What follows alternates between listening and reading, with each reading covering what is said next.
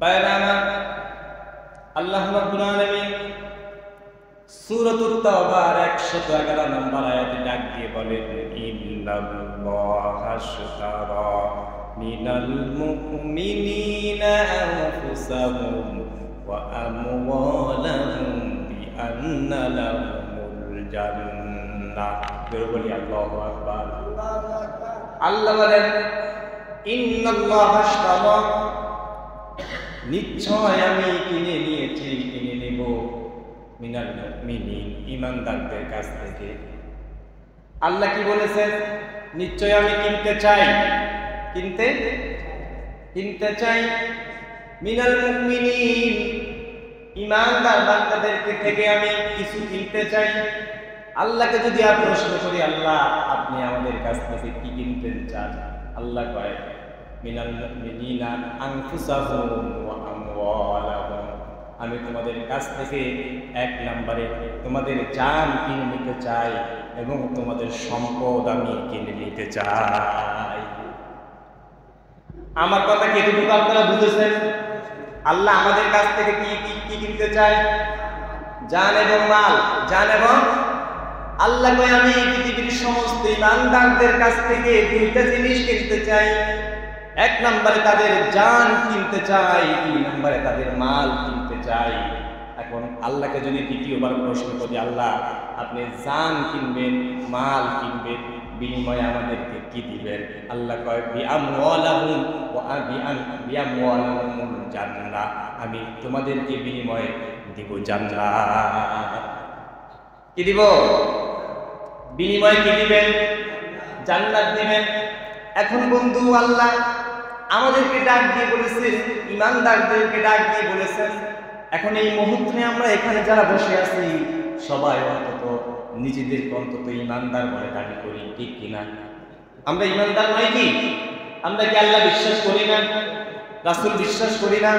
আল্লাহর এই কোরআনকে বিশ্বাস করি না? পরকালের জীবনের প্রতিকে বিশ্বাস করি না?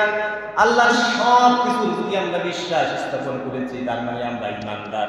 তার মানে আল্লাহ আমাদের কাছ থেকে কিনে নিতে চাচ্ছেন আমাদের জান এবং মাল, আর বিনিময়ে দিবেন আমাদেরকে জান্নাত। বিনিময়ে কি দিবেন? জান্নাত।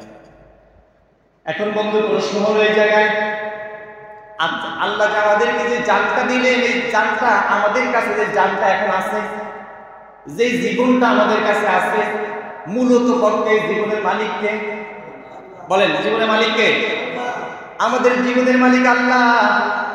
আর আমরা যে সম্পদের মালিক হয়েছি আজকে, কেউ 5 লাখ টাকা, কেউ 10 লাখ টাকা, কেউ বা 10 কোটি, কেউ বা 20 কোটি, কারো বা বিঘা বিঘা জমি, ঘর বাড়ি, স্ত্রী সন্তান, পরিবার, সয় সম্পত্তি, প্রভাব প্রতিপত্তি, ক্ষমতা, শিক্ষা দীক্ষা, সবকিছু সম্পদ। সবকিছু কি সম্পদ? বলতে শুধু টাকা পয়সা না, সম্পদ বলতে এখানে আল্লাহ বুঝাতে চেয়েছেন সম্মান, তোমার শিক্ষা, তোমার দীক্ষা, তোমার প্রজ্ঞা, তোমার মেধা, তোমার স্ত্রী সন্তান, পরিবার, আওলাদ, এরপরে তোমার জায়গা জমি, টাকা পয়সা, অর্থ শর্ত।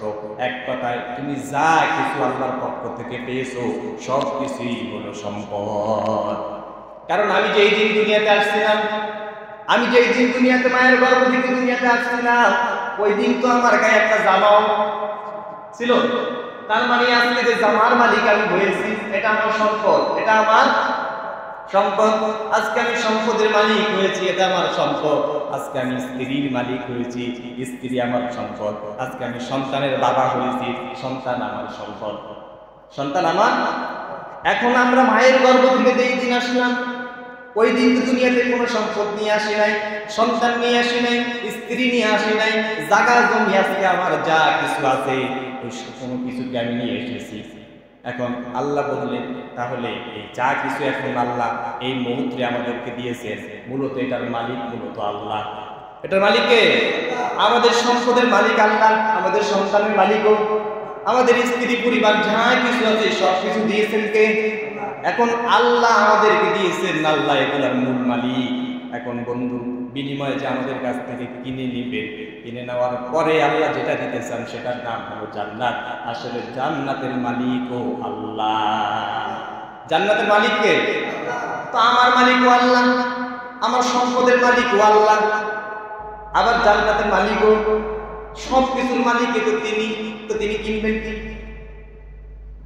কি কিনবেন?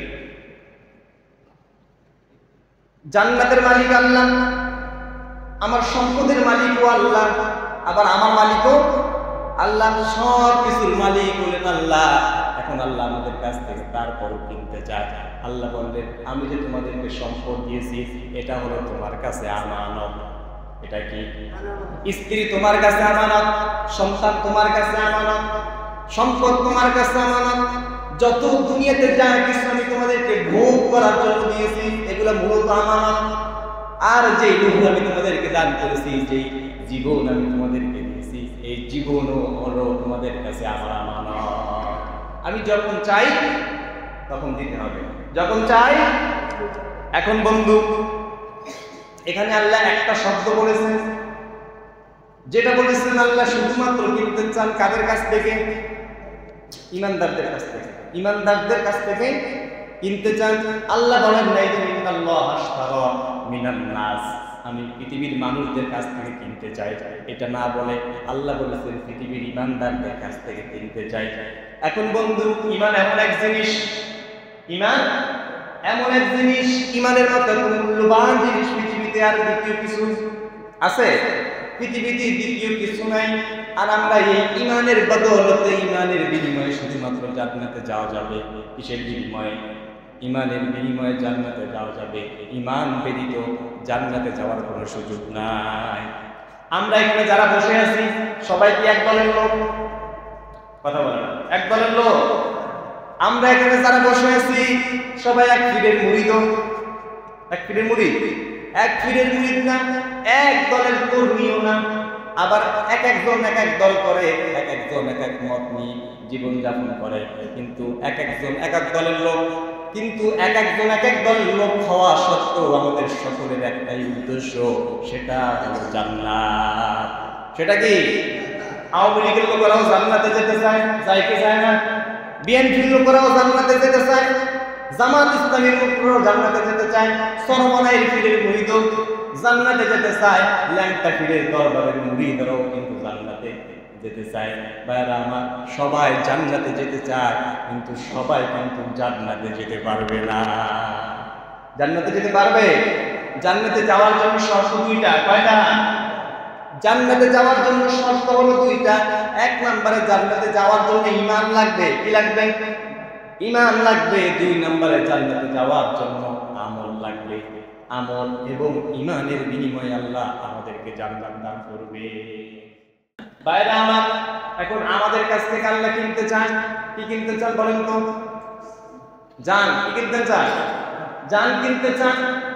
দুই নম্বরে কিনতে চান মাল। এখন আমরা কি জান আল্লাহর কাছে বেচতে রাজি? রাজি কিনা? রাজি কিনা? মাল বেচতে রাজি, মাল বেচতে রাজি, জান বেচতে রাজি, কিন্তু আল্লাহ সবার জান মাল কিন্তু কিনতে রাজি না। আপনি বেচতে চাইলে কি হবে? আপনি বাজারে পণ্য নিয়ে গেছেন বেচার জন্য, আপনি বাজারে তরকারি নিয়ে গেছেন বেচার জন্য। আচ্ছা বলেন, সবাইকে আপনার তরকারি কিনবে? আপনি তো বেচতে রাজি। আপনি কি?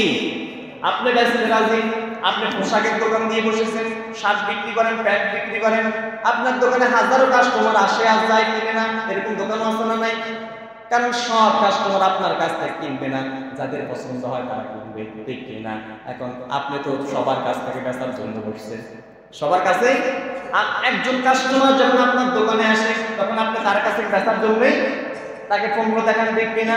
আপনি তো বেচার জন্য আগ্রহ হয়ে যান, কিন্তু যখন কাস্টমার কিনে না তখন আপনি হতাশ হয়ে যান, ঠিক কিনা? এখন আমরা সবাই বেচতে চাই, কিন্তু আল্লাহ সবার কাছ থেকে জান্নাত কিনবে না। এখন মাল যখন আপনি বেচবেন, মালের কিছু কোয়ালিটি আছে না নাই? মালের কোয়ালিটি থাকা লাগে না? ভালো পণ্য হতে হয়, ডেট থাকতে হয়, পচা মাল, নষ্ট মাল, রিজেক্ট মাল, এরপরে যেগুলা চলে না, আনকমন না হলে কিনে না, এই ধরনের মাল কি বেচা যায়? মাল আপনি বাজারে বিক্রি করবেন, বিক্রির জন্য আপনার মালের বৈশিষ্ট্য থাকতে হয়, গুণাবলী, কোয়ালিফিকেশন থাকতে হয়, ঠিক না ভাই? তখন যে আপনি বিক্রি করতে পারবেন। আপনি যদি পচা ফুটল আর আলু নিয়ে বাজারে বসে থাকেন, এটা কেউ কিনবে? পচা আলু বাজার থেকে কেউ কিনবে? পচা মাছ নিয়ে যদি আপনি বসে থাকেন, এই পচা মাছ আপনার কাছ থেকে কেউ কিনবে? কিনবে না কেন? এটার গুণাগুণ বৈশিষ্ট্য নষ্ট হয়ে গেছে। কি হয়ে গেছে? মাছ অবশ্যই একটি প্রিয় খাবার, কিন্তু যখন এটা পচে যায়, এটা নষ্ট হয়ে যায়, এটার আর কোনো গুণাগুণ বৈশিষ্ট্য থাকে না। এই জন্য পচা মাছ নিয়ে বাজারে যদি আপনি বছরের পর বছর বসে থাকেন, ওই পচা মাছ আপনার কাছ থেকে কেউ কিনবে না। কিনবে? এখন বন্ধু, আমরা মাল বেচতে চাই কার নিকট? বলো না, কার নিকট? আল্লাহর নিকট মাল বেচতে চাই, জান বেচতে চাই আল্লাহর নিকট। এখন আল্লাহ জান মাল কেনার জন্য শর্ত দিয়েছেন 9টি। যদি এই 9টি গুণাবলী কোনো ইমানদারের ভিতরে থাকে, অবশ্যই আল্লাহ তার জান মাল কিনে নেবে।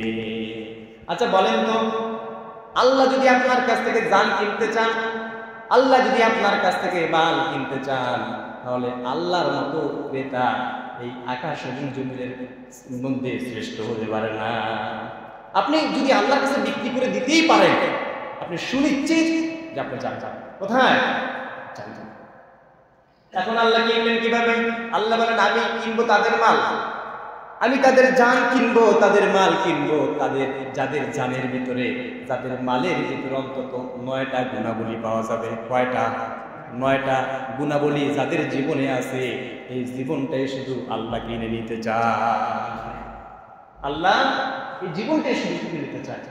1 নম্বর গুণাবলী আল্লাহ রাব্বুল আলামিন বলেন না, তাইবুনা লাবিদুনা হামিদুনা সাইহুনা রাকিউনা সাজিদুনা আমিরুনা বিল মা'রুফি ওয়ান নাহুনা আনিল মুনকারি ওয়াল হাফিজুনা লিহুদুদিল্লাহ ওয়া বাশশিরিল মুমিনিন। আল্লাহ সূরাতুত তাওবার 111 নম্বরে আয়াত বলেছেন যে আমি ইমানদারদের কাছ থেকে জান মাল কিনতে চাই। এবার 12 নম্বর আয়াতে গিয়ে বলেছেন এই 9টা গুণাবলী যদি কাদের ভিতরে থাকে, যাদের ভিতরে পাওয়া যাবে, নবী অবশ্যই মুমিনিন, আপনি অবশ্যই তাদেরকে জান্নাতের সুসংবাদ দিয়ে দেন। এই 9টি বৈশিষ্ট্য যে বান্দার ভিতরে পাওয়া যাবে, আপনি তাদেরকে কি দেন? অবশ্যই মুমিনিন, সেই সমস্ত ইমানদারদেরকে জান্নাতের সুসংবাদ আপনি দিয়ে দেন। যদি এই 9টি গুণাবলী যদি আপনি আপনার জীবনে অর্জন করতে পারেন, তাহলে অবশ্যই আল্লাহর ওয়াদা মতে আপনি জান্নাতি। এবার মিলান নিজের জীবনের সাথে যে এই 9টা গুণাবলী আপনার জীবনে আছে।